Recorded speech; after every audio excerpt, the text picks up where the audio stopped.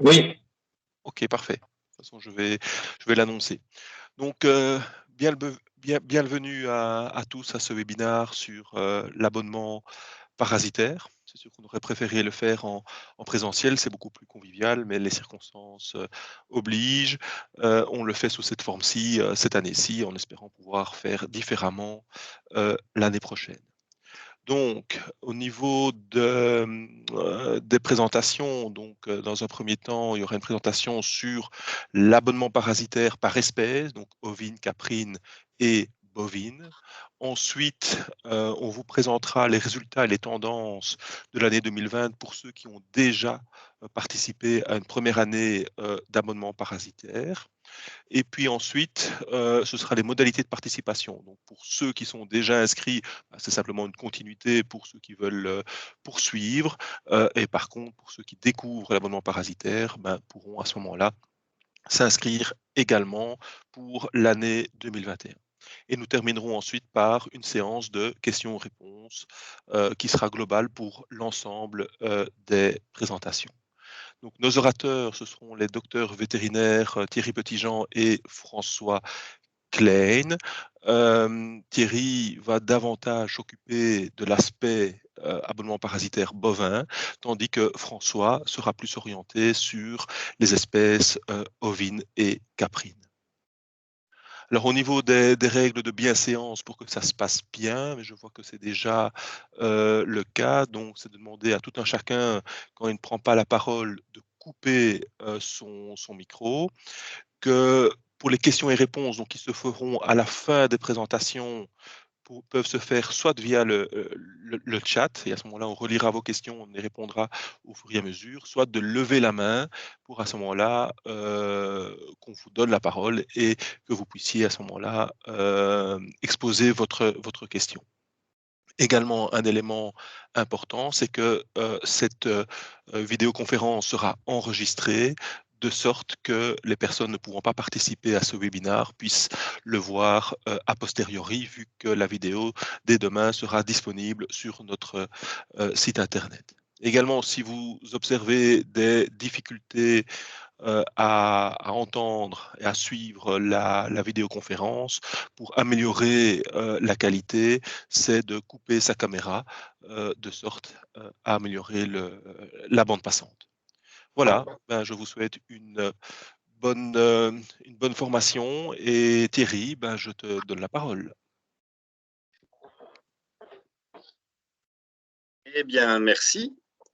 Alors, bonjour à toutes et à tous. Donc, moi, c'est Thierry Petitjean, je suis vétérinaire à l'Arcia. Je m'occupe de la parasito, mais aussi des autopsies. Donc, voilà pour la présentation. Est-ce que, juste une chose, c'est bon, j'ai bien le contrôle de la présentation, Christian? peut faire un signe de tête, c'est parfait. Donc, voilà, tout d'abord, pour brosser un petit état des lieux et des éléments de contexte, qui ont motivé à vous proposer cette guidance vétérinaire au niveau parasitologie. Il est évident que par contre, juste une seconde, j'ai l'animation qui ne s'affiche pas, François. Donc j'ai la dia qui est vide, moi. François? Oui, normalement, c'est Thierry. Je vais reprendre le contrôle Voilà. si tu Non, veux. ouais. Non, c'est bon, c'est parti. C'est parti. Faut juste que tu reprennes le contrôle. Ça a l'air d'être bon. Donc, Oui. par facilité et par habitude, un peu par sécurité, entre guillemets, et puis par absence de guidance, mais aussi à cause du coût des analyses individuelles, il ne faut pas s'en cacher, les coproscopies sont des analyses relativement coûteuses. On a tendance à partir vers une vermifugation qui est bien compréhensible, une vermifugation malheureusement qui est rarement raisonnée. Donc on a tendance à vermifuger à tout va et parfois beaucoup trop. C'était effectivement lors de l'avènement des premiers vermifuges jusqu'aux avermectines, ce qui était fréquemment conseillé. On ne se posait pas nécessairement beaucoup plus de questions. Maintenant, on s'aperçoit quand même que cette vermifugation non raisonnée a des impacts non négligeables et au final, c'est le serpent qui se mord la queue. Alors pourquoi ? Parce que lorsqu'on vermifuge de manière non raisonnée, de toute façon, quand on vermifuge de manière générale, on réduit la durée du contact entre l'hôte et le parasite. Or, ce contact est nécessaire et un contact suffisamment durable est nécessaire pour l'installation d'une immunité durable. Et donc, lorsque cette immunité ne peut pas se mettre en place, on a forcément l'hôte qui ne peut pas se défendre et qui ne peut pas lutter contre le parasite en lui-même, donc qui peut tomber malade, ça bien entendu, mais également, il ne peut pas limiter non plus la reproduction du parasite et donc l'infestation de la pâture via les œufs du parasite qui se reproduit au sein de son hôte. Donc, on se retrouve avec une augmentation de la pression parasitaire, l'absence d'immunité. Ensuite, cercle vicieux donc. Ensuite, la vermifugation, vous l'avez certainement tous constaté, limite très fort la disparition des bouses et d'autres matières fécales, des crottins, quelle que soit l'espèce, au niveau de la pâture. Pourquoi est-ce que ça en limite la disparition? Parce que les molécules qui se retrouvent à un état relativement actif dans les matières fécales provoquent une mortalité des insectes, et notamment des insectes coprophages. Donc, qui ne peuvent pas, qui meurent et qui ne dégradent plus les bouses. Or, qu'est-ce qui se passe dans ces bouses lorsque la vermifugation n'a pas été nécessairement bien adaptée? Il y persiste des larves qui sont potentiellement résistantes, pas que. Les œufs et les larves sont émis dans les bouses, dans les matières fécales. Étant donné que les scarabées bousiers, notamment, sont morts et ont pu dégrader ces bouses, qu'est-ce qui se passe? On se retrouve avec de nouveau une augmentation de la pression parasitaire sur la pâture, et donc de nouveau un cercle vicieux, une augmentation de la pression, une envie de vermifuger plus, etc., etc. Un autre point négatif par rapport à la vermifugation systématique, et c'est surtout en petits ruminants, l'apparition de résistance. Alors, chez les bovins, il en existe, elles ne sont pas fréquentes. Chez les ruminants, par contre, c'est un phénomène qui est avéré et qui devient problématique dans certaines régions d'élevage ou dans certains pays d'élevage des petits ruminants. Donc, forcément, on a des résistances, on a un échec thérapeutique, on a une augmentation de la pression parasitaire. Pourquoi? Parce que les larves résistantes sont toujours présentes dans l'animal et continuent à se reproduire et à émettre leurs œufs dans l'environnement. Ça augmente la pression parasitaire. On se retrouve avec des animaux qui sont malades, on revermifuge, etc., etc., et on recommence le cycle.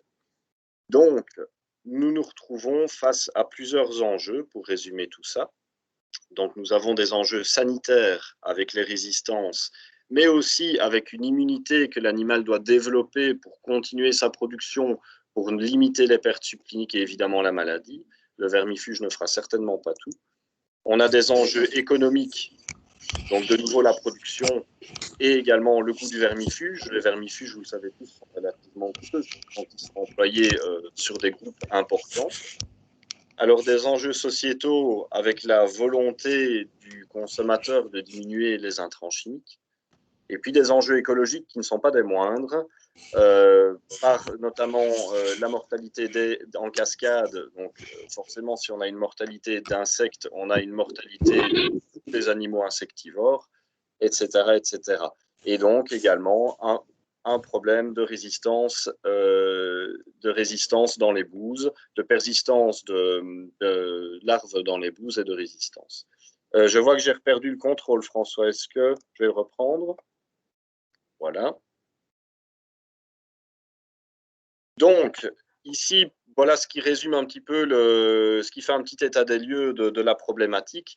Nous, ce qu'on a souhaité faire, c'est vous offrir justement là quelque chose d'assez complet au niveau du suivi parasitaire, vous offrir une guidance tout en réduisant le coût des analyses individuelles. Alors, il n'est pas question de faire des analyses sur tout le troupeau, c'est inutile, mais justement de pouvoir utiliser les animaux les plus transparents au parasitisme pour pouvoir tirer des conclusions pertinentes. Donc, nous avons eu l'idée de vous proposer un abonnement au suivi parasitaire, qui est donc un suivi du parasitisme tout au cours du temps. et donc qui est en réalité un programme d'analyse qui est adapté au risque selon le parasite visé, la sensibilité des animaux et la période de l'année. L'objectif est d'objectiver, pardon pour la répétition, l'objectif est de pouvoir prévenir le risque parasitaire, d'avoir des éléments factuels au travers des analyses et d'adapter ce risque et d'adapter les analyses selon la période de l'année, l'âge de l'animal et le parasite impliqué. Alors, il y a deux différences par rapport au suivi bovin. Il y a une différence entre le suivi bovin et le suivi des petits ruminants. Pour le suivi bovin, on a un outil qui nous permet à la rentrée en pâture d'objectiver la pertinence du programme parasitaire, donc de pouvoir recadrer le tir pour l'année suivante. Je vais vous en parler par la suite. Et pour les petits ruminants, on peut objectiver l'apparition de résistance. On pourrait le faire pour le bovin aussi, mais étant donné qu'elles sont très très peu décrites et je pense très très rares, contrairement aux petits ruminants, on a décidé de ne pas le mettre en place cette année pour les bovins. Mais chez les petits ruminants, on vous propose un suivi qui intègre l'estimation de la résistance de vers, de nématodes gastro-intestinaux au parasitisme. Donc, tout ça pour aider l'éleveur à améliorer sa conduite d'élevage sur base d'éléments factuels. Alors, voilà pour l'état des lieux complet. La présentation de l'abonnement par espèce. Donc, je vous ai dit que l'abonnement parasitaire consistait en une série d'analyses tout au cours du temps. Voici la ligne du temps, mois par mois. Alors, le pack bovin s'articule autour de 4 temps d'analyse. Le premier est un peu à part. C'est un temps d'analyse qui va plutôt concerner le parasitisme d'étable, qui est moins sujet à évolution au niveau du temps. Il est plutôt stable. Donc, au mois de février-mars, nous vous proposons d'analyser 5 veaux d'un âge compris en 2 et 3 mois. Pourquoi à ce moment-là et pourquoi des veaux? Parce que c'est la période où on retrouve fréquemment des coccidies, mais aussi des strongyloides et d'autres trichures. Alors, ici, après la sortie en étable, donc en juillet-août, là, on se retrouve avec le parasitisme de pâture. C'est vraiment celui qui nous intéresse. Ici, en juillet-août, qu'est-ce qu'on va faire? On va réaliser des analyses sur des premières et deuxièmes années de pâture et on va objectiver l'excrétion de strongles gastro-intestinaux, donc Ostertagia notamment, ça je pense que ça parle à tout le monde, mais aussi Esophagostomum et autres nématodes, autres vers ronds, et également réaliser des Barman pour la bronchite vermineuse. Donc ça, c'est pour juillet-août. Pourquoi les premières années, deuxième année de pâture? Parce que ce sont les animaux les plus sensibles, ce sont ceux qu'il faut surveiller d'un point de vue pathologique, mais également d'un point de vue suivi pour le développement d'une immunité correcte. Alors, au pic, donc en juillet-août, nous sommes au pic d'infestation pastorale. Donc vous savez que les nématodes gastro-intestinaux se développent rapidement, plus ou moins rapidement en fonction des conditions climatiques. Et donc, les conditions climatiques en Belgique font en sorte que généralement, c'est en juillet-août, à partir de mi-juillet jusqu'à mi-août, je dirais, que la pâture est la plus infestée par les larves infestantes, par les L3. Alors, en septembre-octobre, on est sur une période de recyclage parasitaire. Donc là, les larves auront été ingérées par les animaux. Vous voyez que le but n'est pas d'avoir zéro parasitisme, hein. C'est impossible et c'est même délétère. Donc en septembre-octobre, les larves de juillet-août qui auront été ingérées vont se multiplier, vont se reproduire, se développer en adulte et ensuite se reproduire, et puis ensuite de nouveau se multiplier via l'environnement. Donc en septembre-octobre, on refait le même exercice. On va vérifier également l'excrétion, le niveau d'excrétion des strongles gastro-intestinaux et la présence de bronchite vermineuse sur les mêmes catégories d'âge. Ça ne doit pas nécessairement être les mêmes animaux que ceux qui ont été prélevés en juillet-août. Alors à la rentrée, de nouveau un pack de prélèvement, un pack d'analyse. Ici, on va viser des animaux d'âge différents. Donc, on va viser d'une part les bovins de première année de pâture. Alors ça, c'est un élément qui est particulièrement intéressant. Sur les premières années de pâture, on demande une prise de sang pour doser le pepsinogène sérique. Alors, le pepsinogène sérique, à quoi sert-il? Il sert à estimer la charge en Ostertagia dans la caillette. Donc, Ostertagia est le nématode le plus pathogène chez les bovins. On arrive à un moment à la rentrée où son métabolisme est réduit, où le métabolisme d'Ostertagia est réduit, et donc il pond beaucoup moins pour diverses raisons sur lesquelles que je ne vais pas approfondir maintenant. Et donc, le pepsinogène sérique va nous permettre de juger des lésions de la caillette potentiellement liées à la présence d'Ostertagia. Alors, ça va nous servir d'élément pour prendre une décision de vermifugation, parce qu'il y a un risque d'ostertagiose de type 2 lors de la levée d'hypobiose. Donc, lorsque le ver arrête d'hiberner au sein de l'animal, il peut le faire en plein hiver, il le fait souvent au mois de février-mars chez le bovin. Donc, il permet d'objectiver le risque pour l'animal, le risque ultérieur pour l'animal, mais il permet également, et je dirais même surtout, de voir comment l'animal va se défendre à l'avenir contre une nouvelle infestation. Donc, si son immunité a pu être développée de manière suffisante et durable. Alors, à la rentrée, c'est aussi le moment, vous le savez, des traitements d'oovicides. Enfin, pas nécessairement des traitements, mais à partir de là, on sait que le risque est particulièrement important lors de la rentrée. Donc, on va vérifier la présence de douves du foie, donc de Fasciola hepatica, via des sérologies qui sont plus sensibles aux échoposcopies, sur des primipares et des multipares. Et nous allons aussi réaliser des coproscopies qui permettront, sur la même catégorie d'animaux, qui permettront de visualiser les œufs de trématodes au sens large du terme, donc de douves du foie s'ils sont présents, mais surtout de parenphystome, éventuellement de dicrocélium s'il est présent. Ici, c'est un risque qui est limité, on en voit très peu dans nos régions.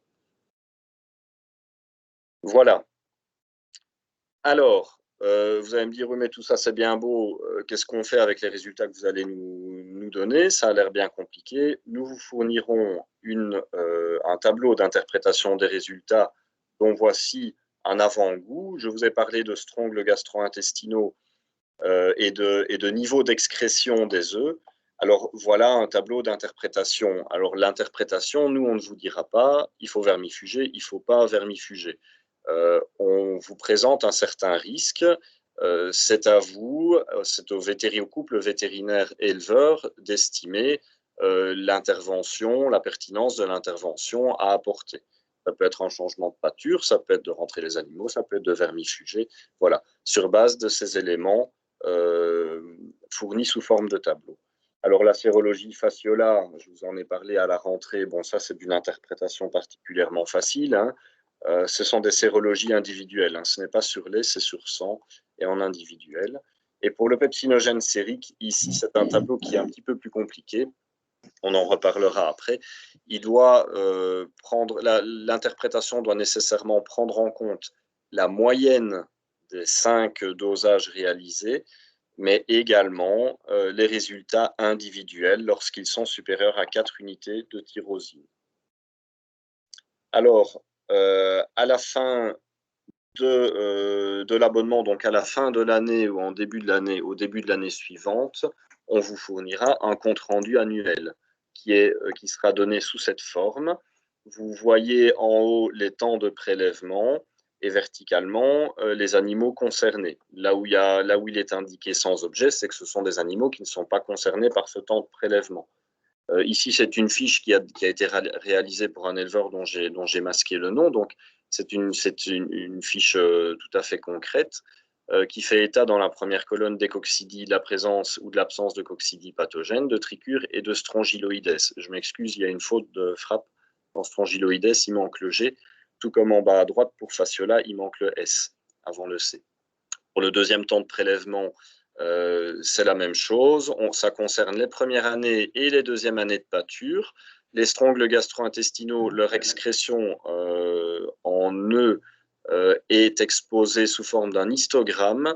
Et vous voyez, l'histogramme reprend les mêmes vocables, les mêmes critères que sur la table d'interprétation, à savoir les animaux qui excrètent moins de 300 EPG, le nombre d'animaux, donc c'est un N, hein, Ici, par exemple, on a 2 animaux sur les 5 prélevés qui excrètent moins de 300 OPG, E par gramme de matière fécale. Il y en a un qui excrète entre 3 et 500, et il y en a 0 qui excrète plus de 500 œufs par gramme de matière fécale. Donc voilà, l'histogramme est présent pour le premier temps de prélèvement, première et deuxième année de pâture, pour le deuxième temps de prélèvement, première et deuxième année de pâture, et ensuite, pour le dernier temps de prélèvement, nous avons les valeurs de dosage du pepsinogène sérique, avec la moyenne et le nombre d'individus dont la valeur en unité de tyrosine est supérieure à 4, donc pour vous aider à la lecture.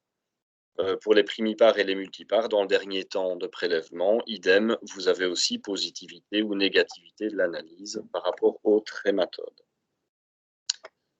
Voilà. Alors, pour les petits ruminants, ça change un petit peu. Les temps de prélèvement ne sont pas tout à fait identiques et vous allez comprendre pourquoi. Et ensuite, je passerai la main à François pour la dia suivante. Pour les petits ruminants, nous avons tout d'abord une visite d'encadrement qui sera réalisée par François, donc à la ferme, pour expliquer ce que je suis en train de vous expliquer maintenant, et les tenants et les aboutissants. Les premiers prélèvements chez les petits ruminants, donc ce sont des matières fécales sur 10 animaux.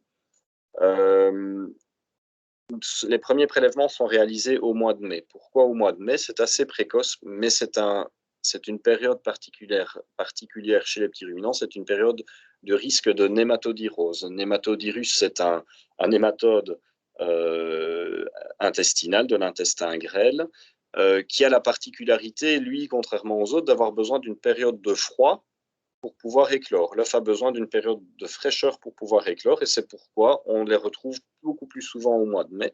Et c'est un parasite qui est particulièrement pathogène pour les agneaux essentiellement. C'est pourquoi on commence les prélèvements au mois de mai déjà. Ensuite, prélèvement suivant, ce sera en juillet-août. Le pic d'infestation pastorale pour les strongles gastro-intestinaux et Moncus, Stella dorsagea, Trichostrongylus, pour citer les plus pathogènes, a lieu au même moment que les strongles gastro-intestinaux des bovins. Ici, on prélève aussi 10 animaux sur lesquels on va faire un pool. Donc ici, on ne regarde plus les nématodyrus, on va regarder les strongles de manière élargie. Et donc, on va réaliser un pooling des matières fécales et on va faire une coloration hémoncus pour pouvoir déterminer la présence ou non d'Hémoncus contortus, donc un ver hématophage de la caillette, particulièrement pathogène chez les petits ruminants, spécifique des petits ruminants et pathogène, très pathogène. C'est la coloration bien plus que la morphologie de l'œuf qui nous permettra de vous affirmer sa présence ou son absence, et donc de pouvoir adapter la conduite d'élevage à son éventuelle présence. Ensuite, troisième temps de prélèvement au moment du recyclage parasitaire, comme chez les bovins. Prélèvement identique à ceux lors du premier temps de prélèvement. Donc 10 animaux sur lesquels on va réaliser une coproscopie parasitaire complète. Vous sont proposés également une possibilité de contrôle d'efficacité du vermifuge. Alors ça, après un des temps de prélèvement, si vous avez vermifugé lors de ce prélèvement-là, nous vous proposons de refaire une analyse identique 10 à 15 jours plus tard pour vérifier la baisse d'excrétion d'œufs. C'est la meilleure façon, en tout cas pratique, de vérifier l'absence de résistance. Lorsqu'on a une résistance aux antiparasitaires, le parasite n'a pas été touché par le vermifuge et donc continue son petit bonhomme de chemin et continue d'excréter. Donc il va continuer à pondre. Par contre, si le vermifuge a touché, l'a atteint, on va forcément avoir une chute de ponte. Et donc on s'attend, lorsque on a une bonne efficacité du vermifuge, à avoir une réduction de 90% minimum de la ponte. Donc ces deux analyses couplées donc, qui doivent être réalisées avant une éventuelle réinfestation et dans le délai de la période prépatente du parasite, donc dans les 15 jours environ après l'administration du vermifuge. Voilà, François, je te passe la main peut-être pour ces dias-là. Parfait. Voilà, j'espère que tout le monde m'entend bien. Bonjour à toutes et à tous. Merci Thierry. Et donc, je poursuis ce que Thierry a eu l'occasion de vous dire en ce qui concerne l'abonnement au suivi parasitaire de manière plus spécifique destiné aux ovins et aux caprins. Comme vous le voyez apparaître sur la diapositive qui est maintenant affichée à l'écran, nous allons demander aux éleveurs ovins caprins de travailler un petit peu plus que d'autres dans la mesure où sur les formulaires de demande d'analyse, tels que vous le voyez apparaître à l'écran, nous demandons aux éleveurs ovins et caprins de scorer, de nous donner des informations sur les signes présentés par les animaux. Que j'entends par les signes? Eh bien, notamment l'état d'embonpoint de l'animal, l'état de propreté de son arrière-train, l'état de coloration de ses muqueuses oculaires. Ce sont, entre guillemets, des signes qui peuvent, j'insiste sur le terme peuvent, traduire un état d'infestation parasitaire.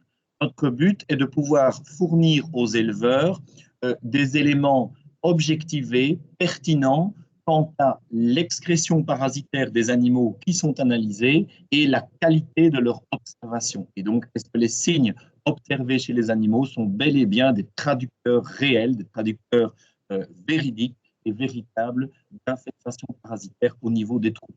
Quels sont les éléments que nous demandons aux éleveurs de suivre et de constater au cours du temps? Eh bien, c'est l'état corporel de l'animal, jugé également appelé note d'embonpoint ou score corporel. Nous leur demandons également d'avoir une attention focalisée sur l'état de propreté de l'arrière-train, également sur l'état de coloration des muqueuses oculaires. Deux autres signes qui sont demandés à l'observation des éleveurs. Est-ce que l'animal présente une modification de l'état du poil, une modification aussi de l'état de la laine? Et est-ce que sous la mandibule, sous la mâchoire inférieure, un gonflement est observé au niveau de l'auge? Ce sont tous des éléments qui vont directement être intégrés dans nos analyses et qui vont faire partie intégrante de ce compte-rendu annuel, au même titre qu'il existe chez les bovins. Une fiche de synthèse annuelle est proposée aux éleveurs petits ruminants qui sont abonnés au suivi parasitaire. Vous voyez un exemple de cette fiche de synthèse annuelle qui est présentée devant vos yeux, avec 4 grandes zones présentes sur cette fiche qui présentent successivement en haut et à gauche le degré, l'évolution du degré d'infestation parasitaire dans le troupeau.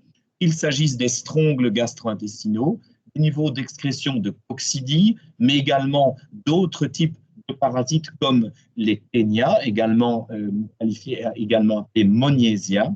Vous voyez dans la partie située en bas et à gauche l'identification spécifique de certains parasites de type douve, Fasciola hepatica, douve hépatique, par Amphistomum pour la douve du rumen, mais également à certains moments clés de l'année, comme l'a évoqué Thierry, eh bien, la possibilité de mettre en évidence par des colorations spécifiques d'autres parasites, et c'est le cas notamment des Moncus contortus en période estivale.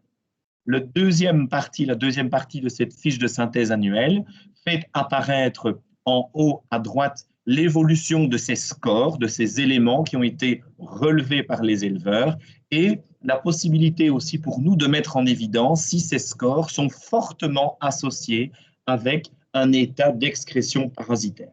Dans l'exemple qui est pris sur l'écran face à vous, eh bien, au prélèvement du 17 juin 2020 réalisé par l'éleveur, on voit que le score corporel est négativement associé avec le degré d'excrétion parasitaire. Qu'est-ce que cela signifie?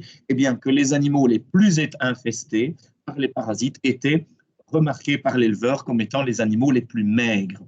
Et donc, c'est une possibilité au travers de l'observation et de l'analyse de ces scorings et de ces éléments relevés d'objectiver la qualité des signes, des observations, des constatations réalisées par l'éleveur. Enfin, dernier élément qui est représenté en bas à droite sur cette fiche de synthèse annuelle, c'est évidemment le contrôle d'efficacité du produit parasitaire sur lequel il nous est possible eh bien, de vous donner une réponse pertinente quant à la réelle utilité d'employer le produit pour juguler l'infestation parasitaire présente, et ce, de manière chiffrée.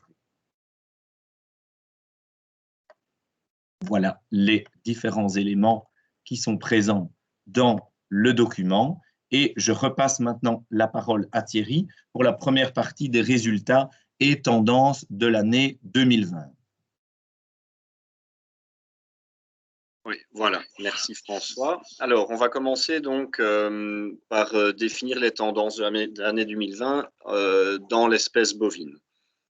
Alors, tout d'abord, pour vous brosser un petit tableau de la première année de vie de l'abonnement parasitaire chez les bovins, nous avons eu 32 abonnés en 2020.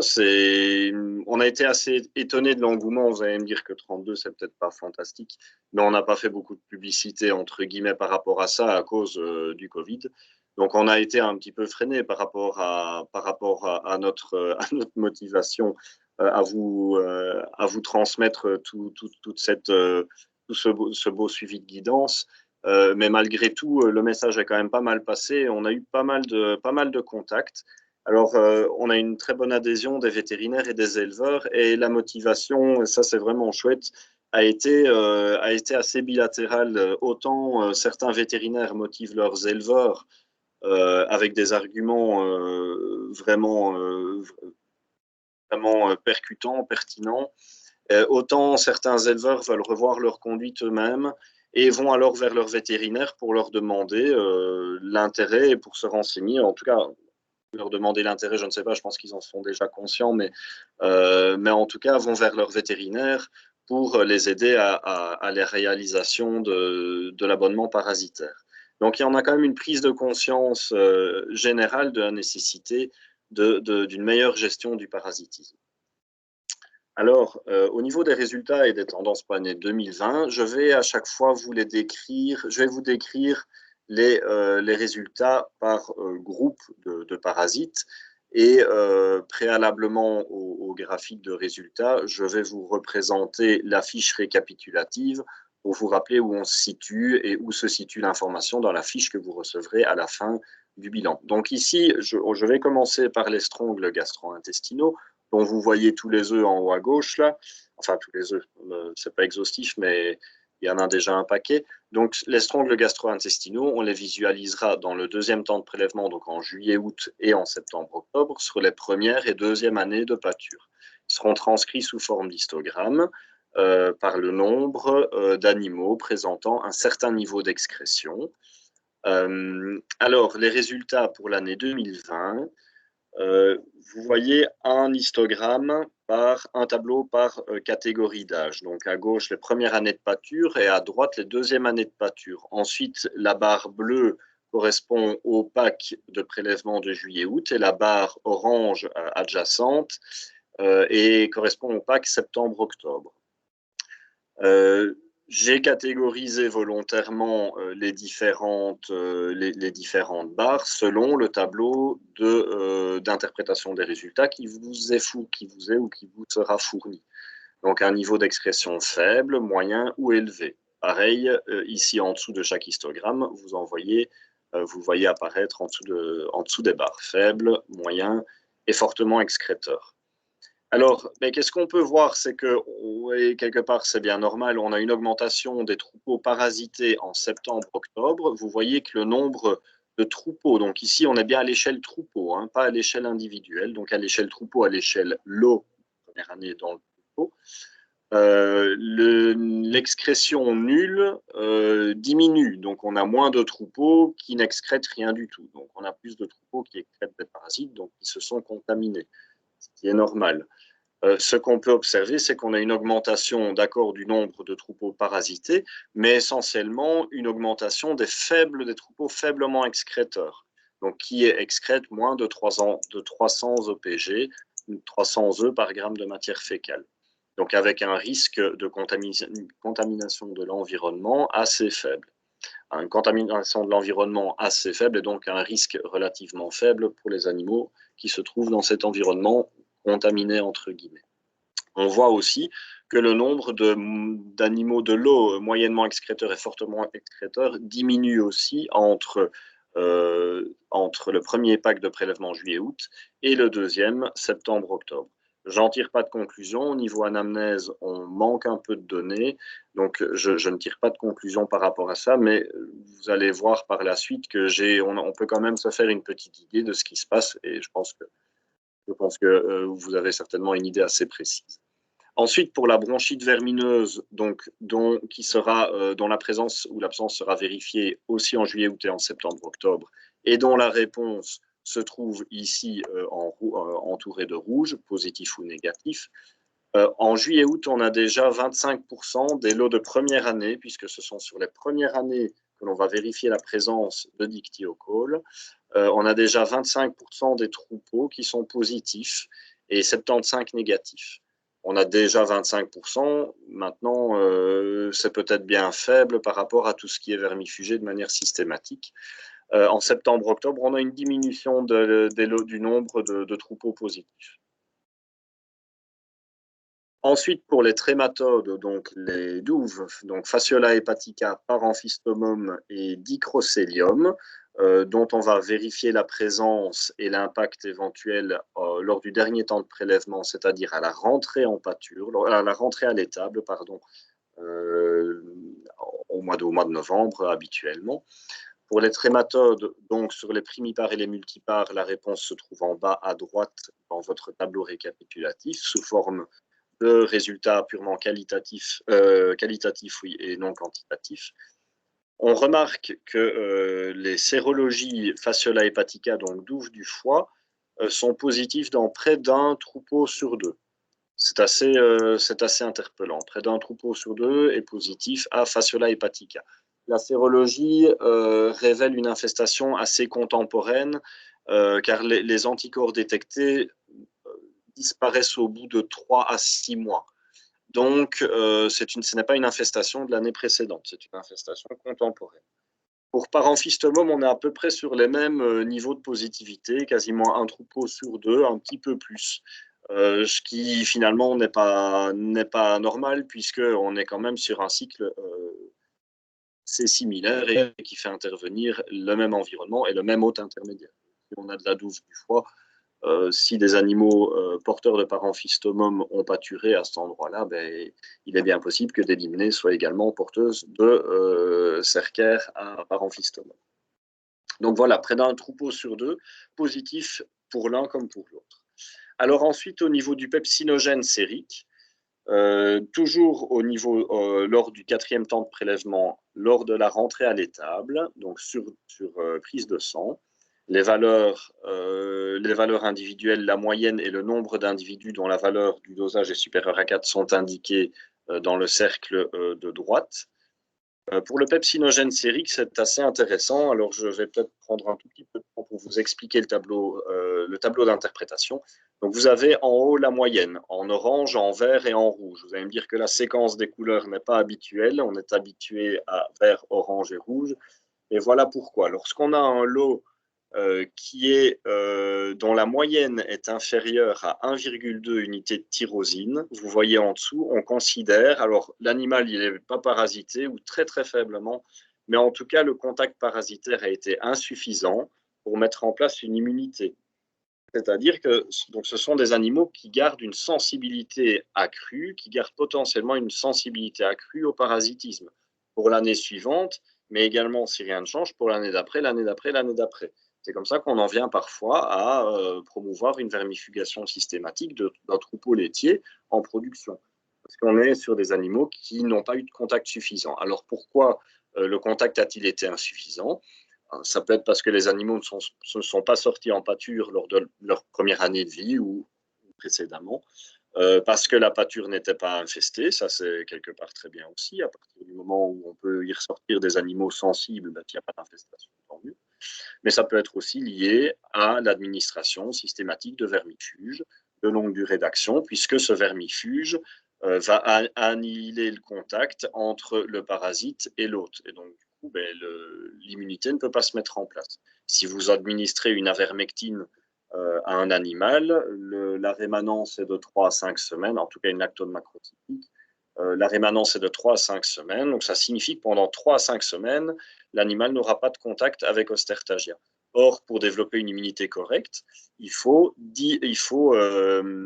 on considère qu'il faut 2 années de pâture complète sans interruption pour que l'animal puisse développer une immunité durable. Or, si on scinde le contact au cours de l'année de pâture, forcément, l'animal ne développera pas d'immunité. Alors, lorsqu'on a une moyenne comprise entre 1,2 et 3,5, on a du parasitisme. Ça c'est évident. Mais le parasitisme, dans cette valeur-là, doit être très bien toléré. L'animal ne devrait pas subir de pertes subcliniques et encore moins tomber malade. Et à ce moment-là, on a un contact parasitaire suffisant pour une mise en place d'une immunité durable. C'est l'objectif à atteindre. Alors, lorsqu'on a une moyenne qui dépasse les 3,5, là, on est sur un contact parasitaire qui est excessif. Et là, effectivement, il y a un gros danger pour l'animal. Alors, qu'est-ce que ça donne finalement dans notre compte-rendu, dans nos résultats 2020? On a sur 15 troupeaux, hein, attention, c'est un N assez faible, mais on a quand même 60% des troupeaux des lots de première année qui présentent une valeur moyenne de pepsinogène sérique qui relate un contact insuffisant pour la mise en place de l'immunité. Et quelque part, ça ne m'étonne pas quand on voit que l'excrétion parasitaire au cours de l'année diminue, alors qu'en principe, elle devrait augmenter puisqu'il y a recyclage parasitaire. Donc, c'est probablement une vermifugation, peut-être un peu trop rapide. On a quand même 40% des troupeaux qui se situent dans la bonne moyenne, et heureusement, aucun qui se situe dans une moyenne qui serait vraiment pathologique. Voilà. Donc 6 troupeaux sur 10 risquent d'être en défaut d'immunité par insuffisance de contact pour l'année suivante. Et si la gestion du parasitisme ne change pas, ces animaux vont garder une sensibilité accrue au parasitisme, avec potentiellement une baisse de production, donc des pertes subcliniques, mais également un recyclage parasitaire beaucoup plus important du fait que l'animal ne parvient pas à annihiler la reproduction du parasite. Donc, ce sont des animaux qui vont cracher du parasite un peu partout dans la pâture, contrairement à ceux qui sont immunisés et qui, là, vont agir en tant qu'éboueurs plutôt. Donc, ils vont ingérer les larves infestantes dont ils vont empêcher le développement en leur sein. Et donc, ces larves ne vont pas se développer en adultes ou vont se développer en adultes qui ne seront pas féconds. Et l'animal va nettoyer la pâture sans favoriser la reproduction du parasite. Voilà, alors au niveau... alors tout ça, c'est bien beau, on sait où il faut se situer, mais qu'est-ce qu'on fait avec ces animaux? Est-ce qu'il y a un risque de levée d'hypobiose? Je vous en ai parlé. Est-ce qu'il y a un risque de stachyose de type 2? Alors là, on va observer les résultats individuels. Vous l'avez vu apparaître à gauche du tableau. Donc, on observe la moyenne, on voit où on se situe au niveau de la moyenne, et ensuite les résultats individuels supérieurs à 4. Vous voyez dans le tableau que lorsqu'on est dans une moyenne qui est inférieure à 1,2 unité de tyrosine et qu'on n'a aucun animal dont le résultat individuel est supérieur à 4, le traitement n'est pas conseillé. S'il y a un animal hors des 5 hors des 5 prélevés qui a un résultat supérieur à 4, un traitement strongyllicide est conseillé. Malgré tout, on se retrouve quand même dans une moyenne qui relate un contact parasitaire insuffisant pour un développement sanitaire durable. Dans la deuxième colonne, donc la colonne où il faudrait se situer, comme vous voyez, le traitement strongyllicide est quand même conseillé malgré tout à la rentrée. Alors, ce tableau est basé sur les estimations de nos confrères français de la commission de parasitologie, donc notamment Philippe Camuset et autres, Jacques Devos, enfin bon, voilà, des références en termes de parasitisme. Donc, vous voyez qu'ici, on est sur un contact parasitaire suffisant, mais malgré tout, pour éviter les pertes subcliniques, il est quand même conseillé de traiter. Alors, quand on n'a qu'un seul animal dont le résultat individuel en pepsinogène sérique est supérieur à 4, on conseille de traiter avec une molécule qui est plutôt de type benzimidazole. Et par contre, si on a plus d'un animal dont le résultat est supérieur à 4, alors là, on passe plutôt au lactone macrocyclique. Pour les valeurs suivantes, pour la moyenne suivante supérieure à 3,5 unités de tyrosine, on conseille le traitement systématique au lactone macrocyclique parce que le risque là est vraiment, vraiment avéré. Voilà, donc je vous remets la proportion des troupeaux dans chaque case correspondante aux résultats individuels. Donc, on a 60% des troupeaux qui se trouvent dans la moyenne inférieure à 1,2 unité de tyrosine. Là-dedans, aucun résultat, aucun animal n'avait un résultat supérieur à 4. Pour la deuxième catégorie, la catégorie dans laquelle il faut se situer, on a un tiers des troupeaux qui se trouvent dans une bonne catégorie, je vais dire. Donc, lorsque maximum un animal est supérieur à 4 en pellefinage de série, et on avait un seul troupeau, ça représente, on mettait qu'un troupeau, dont plus d'un animal était supérieur à 4. Et au niveau de la dernière colonne, comme je vous l'ai dit, aucun troupeau n'en faisait partie, et c'est heureux. Voilà. Je vais passer la main à François qui va continuer la présentation. J'espère que j'ai été clair. Et si vous avez des questions, vous n'hésitez pas. Il y a beaucoup de données, on en est bien conscient. Vous n'hésitez pas. Et merci pour votre attention. Voilà, merci Thierry. Je reprends donc la main avec les résultats et tendances générales pour l'année 2020. Tout d'abord, en ce qui concerne les troupeaux caprins. Donc, c'est un total de 6 troupeaux caprins qui se sont abonnés au courant de l'année 2020 à cette proposition de suivi parasitaire, avec une majorité de lots que je vais qualifier de lots de production, étant majoritairement représentés les races alpines, Saanen et quelques chèvres de race Lorraine également, et également parmi nos abonnés, un troupeau de chèvres qu'on pourrait qualifier de chèvres de compagnie puisqu'il s'agissait de chèvres nées. La taille des lots, eh bien, nous étions sur une taille médiane de 25 individus avec un maximum de 70 individus par troupeau. Et le public qui nous a fait confiance durant cette année 2020 au niveau du cheptel caprin était exclusivement féminin. Un public extrêmement sensibilisé aux bonnes pratiques de vermifugation et aux problématiques d'émergence et de développement croissant des résistances des parasites aux produits anthelmintiques, aux produits antiparasitaires, et une sensibilisation extrêmement importante également de ce public vis-à-vis des méthodes alternatives qui étaient par ailleurs utilisées très largement. Il s'agissait par exemple de parcours forestiers, de l'utilisation de dispositifs de terre de diatomée ou encore d'huiles essentielles qui étaient utilisées tant à des fins préventives que curatives au sein de ces élevages caprins. Enfin, parmi les lots de production, eh bien, 3 abonnés sur les 5 en termes d'élevage de lots de production, eh bien, relevaient du cahier des charges de l'agriculture biologique pour information. Les profils parasitaires, je ne dis pas le profil parasitaire des troupeaux caprins, mais bien les profils, il y en a eu autant que d'abonnés.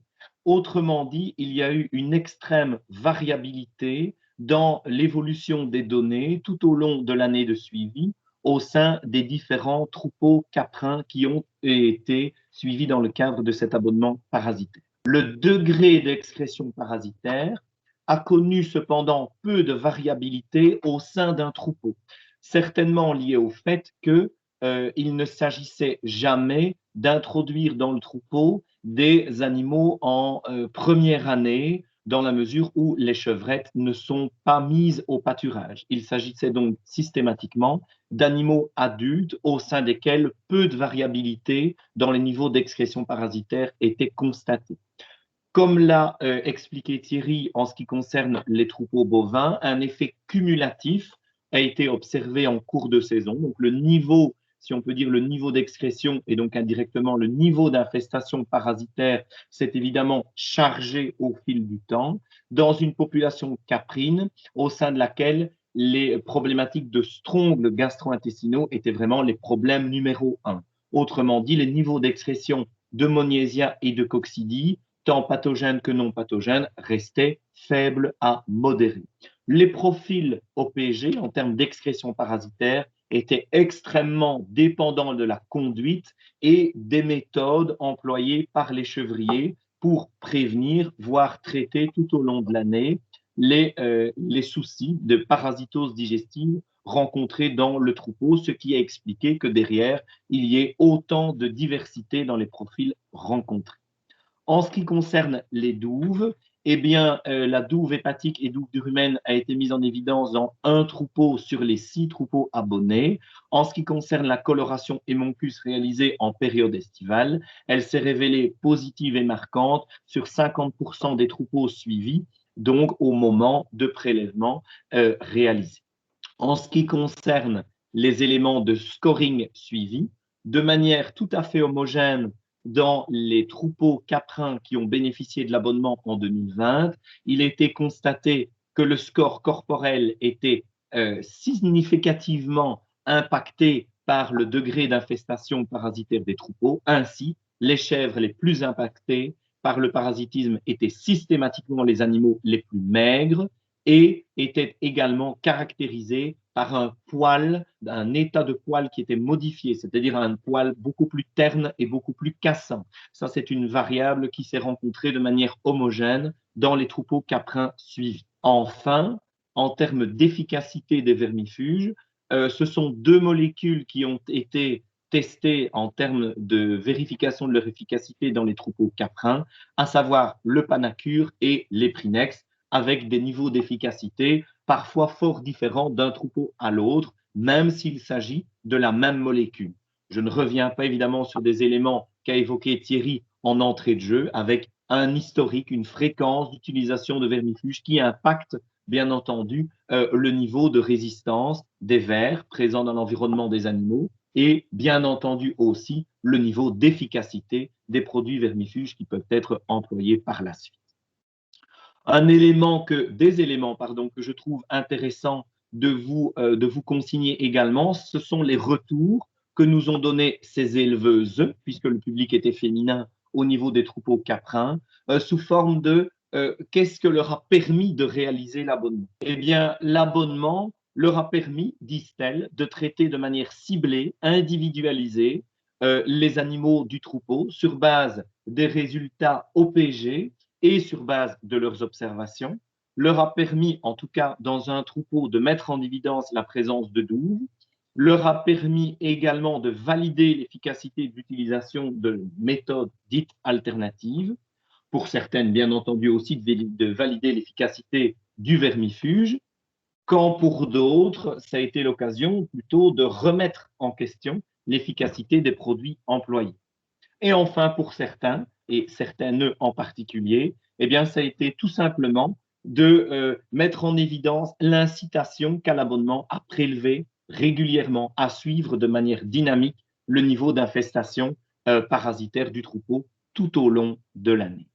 Au niveau du cheptel ovin, 13 lots ont été suivis. Il s'agissait entièrement de lots de production, avec évidemment une diversité raciale extrêmement importante à l'intérieur de ces lots. La taille médiane était de 102 individus avec un maximum de 200 individus suivis par lot. Le public d'éleveurs était cette fois majoritairement masculin, avec une sensibilisation toutefois présente, bien que moins importante comparativement au cheptel caprin, vis-à-vis des bonnes pratiques de vermifugation et vis-à-vis des approches alternatives de gestion du parasitisme. Dans ces approches alternatives qui étaient d'ores et déjà utilisées dans ces exploitations, je voudrais mettre en évidence la possibilité de réaliser du pâturage mixte bovin-ovin, la gestion des parcelles sous forme d'une stratégie de rotation de parcelles et de pâturage séparé entre des animaux de première année, beaucoup plus sensibles au parasitisme, et les animaux adultes.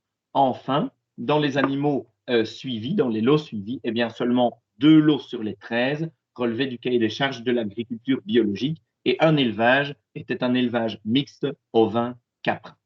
En ce qui concerne les profils, une fois encore et tout à fait de manière similaire à ce que j'ai pu vous décrire concernant les troupeaux caprins, il y a eu autant de profils que d'abonnés et donc une diversité importante qui est certainement liée aussi aux stratégies mises en place dans les élevages en termes de conduite du troupeau, de rotation de parcelles, mais aussi certainement de sensibilité, notamment de sensibilité raciale et d'effets âge qui ont été particulièrement marqués en termes de niveau d'excrétion parasitaire. Donc, au niveau des troupeaux ovins, une grande diversité de profils, mais également au sein même des troupeaux, une variabilité qui peut être extrêmement importante dans la mesure où certains participants ont, entre guillemets, mélangé dans le cadre de l'abonnement eh bien, différentes races, différentes catégories d'âge avec leurs sensibilités respectives, ce qui a pu donner une explosion de profils. En tout cas, et il est certain, un intérêt réel que d'avoir suivi tout au long de l'année l'excrétion aussi bien des strongles gastro-intestinaux que de Magnésia et que des coccidies sur une base chiffrée. C'est un élément qui s'est révélé pertinent pour l'ensemble des élevages ovins tout au long de la saison. La mise en évidence de douves a été opérée dans 3 lots sur les 13 lots participants et la coloration hémoncus s'est révélée positive en période estivale à la date de prélèvement, bien sûr, puisque ça est aussi dépendant des conditions météorologiques en particulier, et bien dans 2 lots sur les 13 lots abonnés. En ce qui concerne les éléments de scoring, le score corporel comme en chèvre a été aussi mis systématiquement en évidence comme étant négativement lié à la valeur OPG, à comprendre donc par là que les animaux les plus infestés étaient bel et bien ceux qui étaient remarqués comme les plus maigres par l'éleveur. Par contre, et un élément que je juge particulièrement intéressant, le DAX score, qui est en fait l'état de propreté de l'arrière-train, n'était pas du tout lié systématiquement au degré d'infestation parasitaire des animaux, ce qui permet aussi de détruire en quelque sorte des préjugés ou des a priori, comme quoi la diarrhée est systématiquement un signe d'infestation parasitaire. Ce n'est pas le cas. Ce peut être un traducteur d'infestation parasitaire comme de bien d'autres choses, et ça a été l'occasion de le démontrer dans les élevages au travers de cette fiche de synthèse annuelle.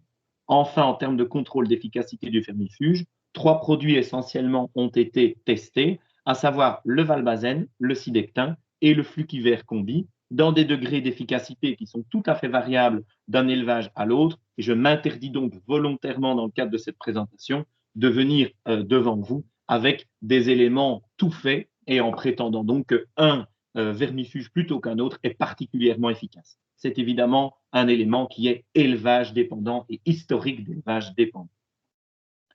En ce qui concerne les éleveurs ovins, là encore, en ce qui concerne leur retour, l'abonnement leur a permis de traiter encore une fois de manière ciblée, de manière individualisée, mais aussi de mettre en évidence pour certains la présence de douves dans le troupeau, de valider l'efficacité de leur stratégie de rotation de parcelles, de valider également l'efficacité de leur vermifuge et, certains nous l'ont clairement mentionné, de réduire les frais de vermifuge et de réduire aussi la perte d'animaux qui étaient connus précédemment sans avoir tout cet accompagnement, tout ce contrôle du degré d'infestation parasitaire tout au long de l'année. Après avoir abordé avec vous donc les résultats et tendances générales pour cette année 2020, quelques éléments concernant les modalités pratiques d'inscription et les coûts relatifs à la participation à cet abonnement au suivi parasitaire, avec un petit délai concernant l'apparition de la DIA, que voilà. En ce qui concerne l'abonnement au suivi parasitaire bovin, il revient à 80 €, 80 € qui couvrent donc l'entièreté des éléments qui ont été décrits par Thierry en termes de prélèvement et d'analyse tout au long de l'année. En ce qui concerne les ovins et caprins, le coût de l'abonnement parasitaire, ce y compris visite d'encadrement, bien entendu, et envoi des fiches de synthèse annuelles, en plus, bien entendu, des prélèvements et des analyses, est de 150 € par lot. Si un éleveur au sein de son troupeau souhaite suivre plusieurs lots, c'est-à-dire plusieurs groupes d'animaux, eh bien, pour le lot numéro 2 et les lots suivants, eh bien, le tarif sera de 80 € pour l'abonnement et non plus donc de 150 €.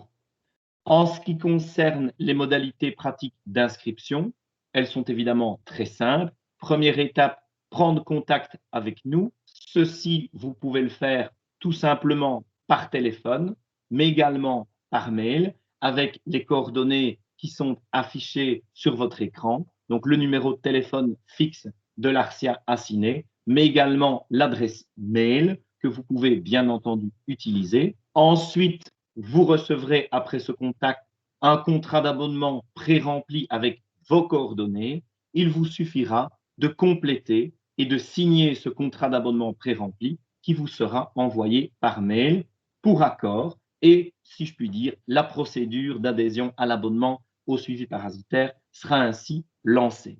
N'oubliez pas, s'il vous plaît, sur les contrats d'abonnement au suivi parasitaire, de mentionner plusieurs éléments, à savoir nom et prénom de votre vétérinaire traitant. C'est bien entendu votre collaborateur, votre binôme de terrain, avec qui vous réaliserez les prélèvements et qui recevra bien entendu les résultats d'analyse. Et dans le cadre des troupeaux ovins et caprins, bien entendu, renseigner le nombre de lots qui seront suivis dans le cadre de l'abonnement au suivi parasitaire. Voilà. J'en ai fini pour les modalités pratiques d'inscription et des coûts. Je vous remercie au nom de l'ensemble des intervenants pour votre attention et nous sommes bien entendu maintenant disponibles pour répondre à vos questions.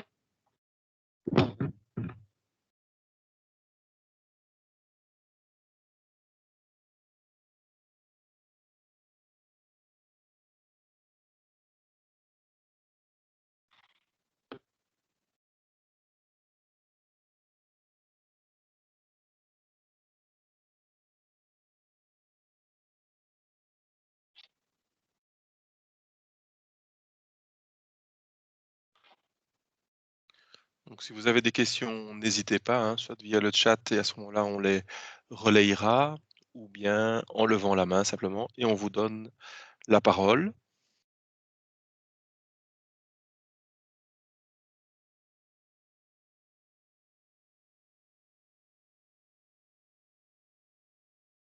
Il n'y a pas l'air d'y avoir de questions.